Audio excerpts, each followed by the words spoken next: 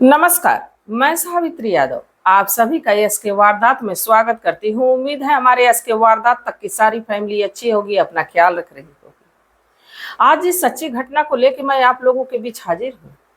वाकई इंसानियत को शर्मसार कर देने वाली है, सारे रिश्ते नातों को तार तार कर देने वाली। आप लोग सोशल मीडिया पे रोज कहानी क्राइम की देख रहे हैं, रोज घटनाएं देख रहे हैं, सुन रहे हैं कि कैसे पत्नियां अपने पतियों के लिए कहर बन गई और कैसे पति भी कहीं कहीं अपनी पत्नियों के लिए कहर बन गए। ये तमाम घटनाएं आप लोग सुन रहे हैं, पर आज की जो घटना है वो इससे बिल्कुल हटके है और सारे मान मर्यादाओं को तोड़ देती है। दरअसल मैं बात कर रही हूँ बिहार प्रदेश का एक जिला लगता है जहानाबाद, और यहीं का एक थाना लगता है कोका थाना। इसी कोका थाना क्षेत्र के अंतर्गत एक गांव लगता है हाजीपुर। इसी हाजीपुर में एक परिवार रहता है और ये इस परिवार की बड़ी बेटी की शादी इसी थाना कोका का ही एक हाजीपुर से ही लगा एक गांव रहता है। उसी गांव में एक लड़के से जिसका नाम विकास होता है, विकास से कर देते हैं। विकास जो कि नागपुर में रह के और अपने परिवार के गुजर बसर के लिए वहां काम काज करता है, और जो विकास की पत्नी रहती है वो अपने सास ससुर के साथ गांव पे ही रहती। बाकी विकास वहां अकेले नहीं रहता, विकास की एक छोटी बहन भी रहती जिसका नाम मोनिका होता है। वो भी विकास के साथ नागपुर में ही रहती और वो भी कंपनी में काम करती है। धीरे धीरे वक्त गुजरता है। 18 जनवरी 2025 की शाम को विकास के ससुराल वाले विकास की मां को फोन करते हैं और ये कहते हैं कि ऐसा है कि अगर जो आप लोगों को ठीक लगे तो हम लोगों ने मोनिका के लिए एक बहुत बढ़िया बिजनेसमैन लड़का है, घर वाले अच्छे खासे, आप अगर जो चाहे तो उस लड़के को आके देख लें ताकि रिश्ते की आगे बातचीत चल सके।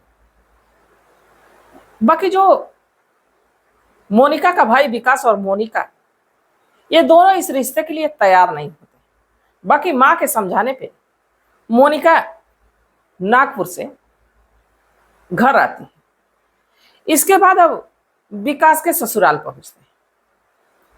विकास के ससुराल जो लड़के पक्ष के लोग रहते हैं वो आते हैं, दिन में मोनिका को देखते हैं, मोनिका को शादी के लिए पसंद भी करते हैं क्योंकि मोनिका देखने में बेहद खूबसूरत थी। अब शादी की बात करने के लिए एक दूसरे दिन का प्रोग्राम रखा जाता है कि दूसरे दिन शादी की सारी बातें करके और शादी का एक डेट मुकर्रर कर दिया जाए। लड़के वाले अपने घर चले जाते हैं और ये सारा प्रोसेस करने में शाम हो जाती है। विकास के ससुराल वाले कहते हैं कि ऐसा है कि आज रात आप लोग यहीं रुक जाइए, सुबह आप लोग चले जाइए। अब विकास की माँ और विकास की बहन दोनों विकास के ससुराल में ही रुक जाते हैं, जहां पे मोनिका की भाभी भी होती है, यानी विकास की पत्नी भी होती है। शाम को सारे लोग खाते पीते हैं और चूंकि जनवरी का महीना, ठंड का दिन, हर कोई अब दिन भर का थका माना सब अपने अपने जगह पे जाके सो जाता है। बाकी रात को 18-19 तारीख की जो रात रहती, इसी बीच कुछ लोग घर में एंट्री करते हैं और जैसे ही वो लोग लूटपाट के इरादे से घर में घुसते तो घर का जो मुखिया होता है विकास के ससुर जाग जाते हैं और इन चोरों से, इन बदमाशों से हाथापाई होने लगती है। अब इनकी आवाज को सुन के परिवार के सारे लोग जग जाते हैं, साथ ही विकास की माँ और विकास की बहन भी जग जाते हैं। अब चोरों से हाथापाई होने लगती और हाथापाई इस कदर होती है कि जो वो घर में चोर आए रहते लूटपाट के इरादे से, वो गोली चलाते हैं। और जब गोली चलाते हैं तो मोनिका को भी लग जाती है और मोनिका की मां को भी लग जाती है। और जैसे ही ये लोग जमीन पे गिरते हैं, वो जो बदमाश रहते हैं, जो चोर रहते हैं, वो अपने आप को इनकी चंगुल से किसी तरह छुड़ाते हैं और फिर दीवार फान के ये लोग भाग जाते हैं। चोर तो भाग जाते हैं, बाकी शोर शराबा इतना तेज तेज से होने लगता है, इतनी चीख पुकार मच जाती है कि आस पड़ोस के लोग भी जग जाते हैं। और जब पड़ोसी आके देखते हैं तो घर में कोहराम मचा है। दो लोग जमीन पे गिरे हुए, विकास की मां और विकास की बहन। तुरंत पुलिस को फोन होता है। अब रात के तकरीबन ये सब करने में 3 से 4 बज गए रहते। पुलिस आती, और जब पुलिस आती, जब देखते तो ये दोनों मर चुकी रहती, मोनिका भी और मोनिका की मां भी। अब एक खबर विकास को दी जाती, डेड बॉडी को पुलिस कब्जे में लेती है और पूछताछ करती तो पता यह चलता है कि लूटपाट के इरादे से कुछ लोग घर में घुसे थे।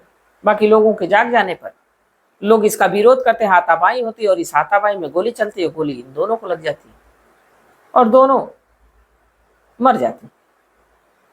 अब पुलिस बड़ी हैरान है कि इस घर के किसी भी सदस्य को खरोच भी नहीं है।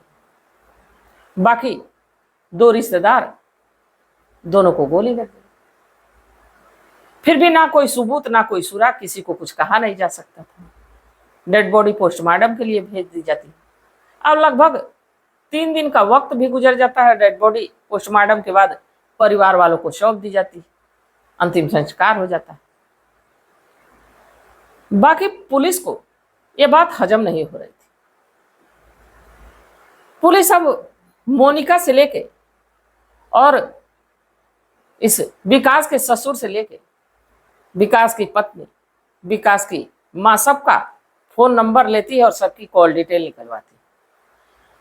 सबके कॉल डिटेल तो लगभग क्लीन थे।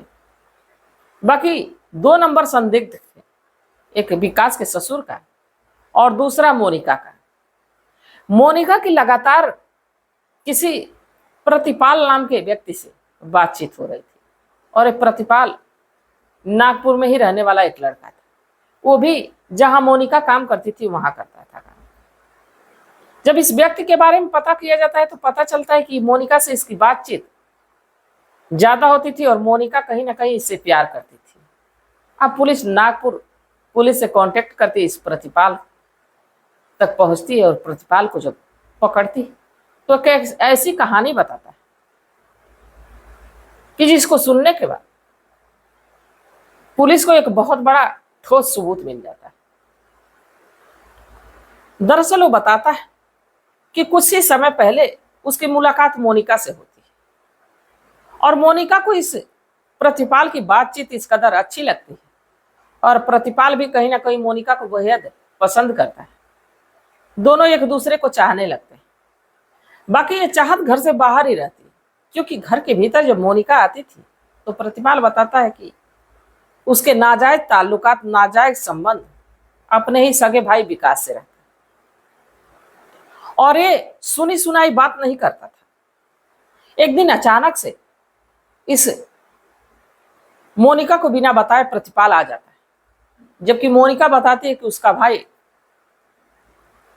ड्यूटी में गया। प्रतिपाल बिना कुछ बताए आता है और जब आता है तो मोनिका को और उसके भाई को आपत्तिजनक स्थिति में देख लेता है। वहां तो कुछ कहता नहीं, क्योंकि ये सारा नजारा देखने के बाद वो खुद भी अक्का बक्का कि एक सगा भाई और एक बहन और एक ऐसा रिश्ता है।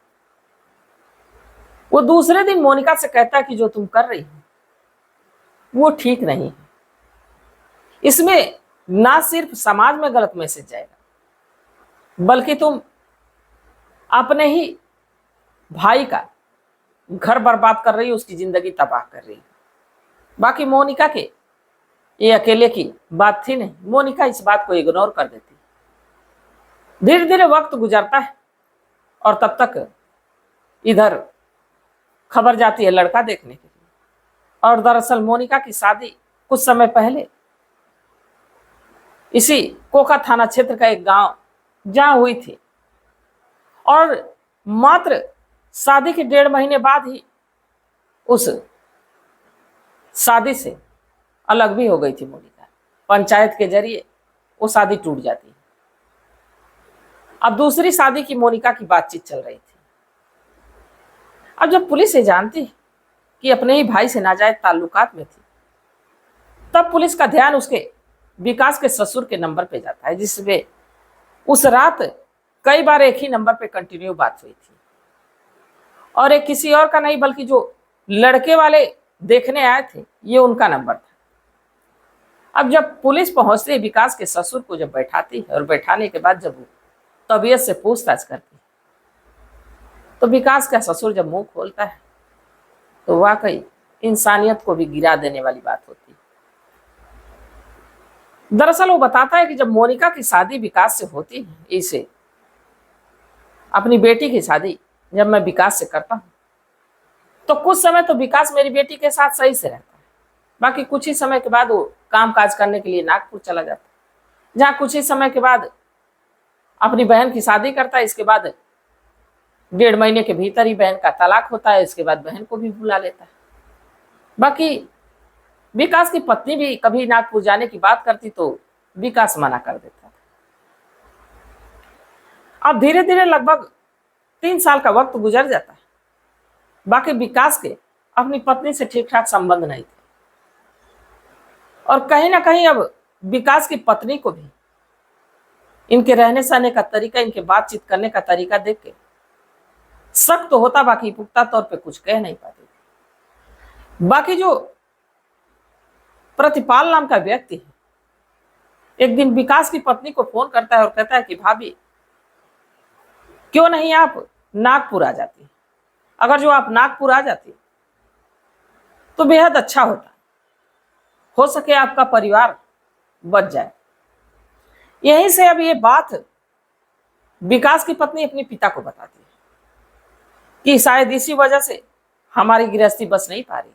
अब उसके पिता अपनी बेटी का घर बसाने के लिए मोनिका को मारने के लिए सुपारी दे डालते हैं, और ये सुपारी किसी और को नहीं, जो लड़के वाले बता के बुलाया जाता है, ये किलर होते हैं। अब इनको बुलाया जाता है, दिन में मोनिका को देखते हैं, चले जाते हैं, और रात को यही लोग आते हैं और मोनिका की मां को गोली मार देते हैं। जब ये मामला निकल के सामने आया तो पुलिस वाले भी बड़े हैरान कि विकास और विकास की बहन ने तो गलत रास्ता चुना था, गलत रास्ते पे चल रहे थे, इंसानियत को शर्मसार कर रहे थे, सारे रिश्ते नातों को तार तार कर रहे थे, पर अपनी बेटी का घर बसाने के लिए विकास के ससुर ने भी शायद गलत रास्ता ही अपना लिया, क्योंकि वो चाहते तो उनकी बेटी के कोई बाल बच्चे नहीं थे, उससे अपने बेटी को छुटकारा दिलवा सकते थे, उसे तलाक दिलवा सकते थे, अपनी बेटी की शादी कहीं और कर सकते थे। बाकी इतने बड़े गुनाह करने से तो बच जाते। बाकी ये लोग तो गलत कर रहे थे, साथ में विकास के ससुर ने भी गलती कर दी अपनी बेटी का घर बसाने के लिए। फिलहाल में तो वो जेल के सलाखों के पीछे हैं, उन किलरों का भी नाम बताते हैं, वो भी पकड़े जाते हैं। 3 लोग रहते हैं, 4 लोग जेल के सलाखों के पीछे, 2 लोगों के कत्ल के जुर्म में। अब कानून तय करेगा कि इनको कौन सी सजा मिलेगी। बाकी अगर जो अपने देश की कानून की बात की जाए तो एक कानून भी बड़ा अजीब है। कभी कभी तो बड़ी तेज रफ्तार में काम करता है, गुनहगार को सजा तो दे देता है, पर कभी कभी इतनी देर करता है कि शायद विक्टिम ही नहीं रहता है, शायद गुनहगार उस गुनाह की सजा भोगने के लिए बचता ही नहीं। तो ये वक्त के हाथों में। इस कहानी पे आप लोग क्या सोचते हैं? आप लोगों की सलाह क्या, आप लोगों की राय क्या कि जो मोनिका के साथ हुआ क्या सही हुआ, और जो विकास के ससुर है क्या उनको कड़ी सजा मिलनी चाहिए, या उनको कम सजा देके कुछ ही दिन के बाद रिहा कर देना चाहिए? ये तमाम सवाल और इन सब सारी चीजों को लेके, जिस चीज के लिए विकास के ससुर ने काम किया था, आखिरकार उनकी बेटी का घर टूट ही जाता है। विकास की पूरी तरह से बदनामी हो जाती है समाज में।